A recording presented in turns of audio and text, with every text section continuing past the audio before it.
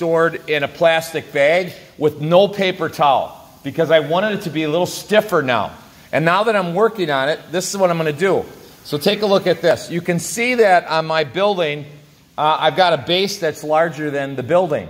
So what I'm going to do now is I'm going to take a knife and I'm going to cut that base off, unless your project requires a base to be bigger. So let's say you wanted your base to be a little bigger and you had like an animal sitting on the base or something, then you might want to keep the base on there. But in my case, I'm cutting that base off, and then I'm going to take a wood modeling tool and a little bit of water, and I'm going to smooth out this so it just looks like the building goes right down into the bottom rather than it was sitting on a base.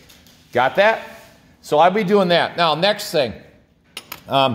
Right now, if you can look at this, the overhangs on my building are gigantic, okay? So I need to trim those off. So this is how you're going to trim it off. First of all, once again, I always keep this on a board. I don't want to hold this too often.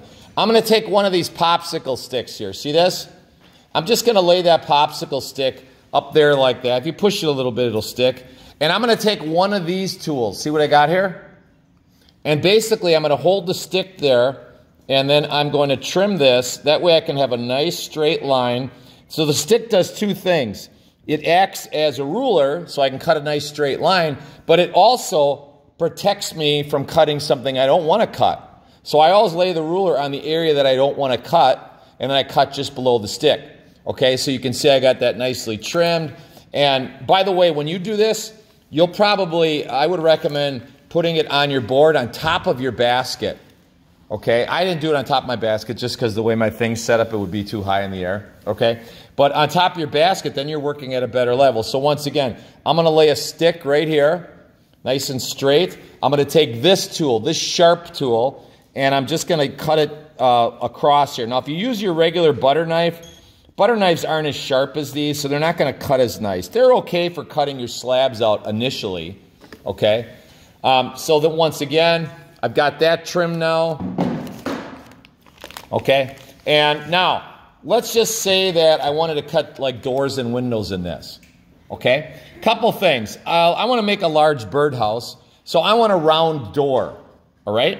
So what I'm going to do is I'm going to draw a circle around something that's round. I happen to find this little cup here, and I'm just going to take the point of this little tip here and trace a little bit of a line around this. I'm not going to cut until I trace it first. Okay? Now, if you can kind of see, you can see a little traced line on there. You guys see that? So now when I cut it, I'm going to do it sort of like if I was doing a pumpkin. I'm going to use a little bit of a sawing action here with my little sharp tool, and I'm going to start to cut that window out. Now, you're only doing all this cutting after your project is leather hard. That means after it's been stored for like a class period, and it's quite a bit stiffer now than it was before. So now, you look, I just cut the window out, and I could probably poke it and pull it out, but it might fall inside here, and if it does fall inside there, so what? Okay, because later, even if I fire it with, if I fire this thing, and that piece gets hard in there, it's not going to stick to anything. I'll be able to just rattle it and shake it and drop it out later, okay? Now, let's say I wanted to make this like a light box, like a jack-o'-lantern. Well, then what I would do at one point is I would turn this over, and I would probably cut a hole in the bottom so I could insert a candle or a light in there, okay? And if you actually wanted to put a light in there, let's say with a cord, then you'd probably, make like a little groove down here. See how I'm drawing right here? You'd probably make some kind of a groove so the cord could come out of that little grooved area. Got that? So the other thing I wanted to show you is basically wait till your project is leather hard. In other words, you can see this thing is pretty stiff, but I can still cut it. This is perfect for carving. This is perfect for cutting windows, doors. This is perfect for... if you wanted to make a windowsill, you could just take some of your scraps like this that you cut, and you could probably just cut like a little ridge like this. See this? I cut this little piece of clay here, and I could attach that by scoring that and attaching that right there and giving yourself a little ledge or something. Okay? Do you understand? When I score this, it's such a small thing. I just need to take my toothbrush and just boom, boom, poke some holes in here, poke some holes in there, and then I'll get it wet with the toothbrush, with the fork, and then I'll get it wet with the toothbrush and push it on there. Then to seam it, I'm going to use something, actually what probably works the best is a pencil with a dull tip. I'll just go around this with a little pencil and seam it and make sure it's sealed really well. That way that piece stays right there. Got that? Because if you just push it against there, it'll stay, but when this thing dries, it'll fall off. Okay? Chimney, real quick. Let's say I was making a chimney. This is what I would do. I would lay it up against here. Let's see if I can get this a little higher. I'm going to go down a little bit.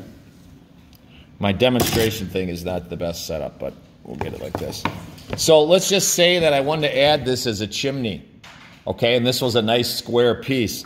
What I would do is I would lay this against the roof. I'll probably do it over here. Just like this. See what I'm doing here? And I'm going to draw a line right here. So I just drew this line on the chimney. You see it? Okay. Now, I could cut that at that angle. Okay. And that tells me then I would then score this and I could insert it into the roof like that. Guys got it? I know you're not making buildings, but a lot of this applies to the things you're going to do. Okay. And then last thing, let's say that I feel like I still want to work on this thing. Then right at this point, this is getting pretty stiff. I want it to stay the same. So if you want it to stay the same, wrap it with damp paper towels, not wet paper towels, damp, and put it tightly in a bag. That way it'll stay the same and I can pull it out later and just continue to work on it. But right now, most of you have rolled out clay and you want it to get a little stiffer. So if you want it to get stiffer, don't put any paper towel on it. But you still have to wrap it in a bag. If you don't have it in a bag, it'll be hard as a rock and you'll have to start over. Okay? And once again, I showed you last time how to stack the slabs with one sheet of newspaper between. That one sheet of newspaper prevents them from sticking together, and it sucks just a little bit of moisture out of the clay so they're a little bit stiffer next time. Got that? So that's it.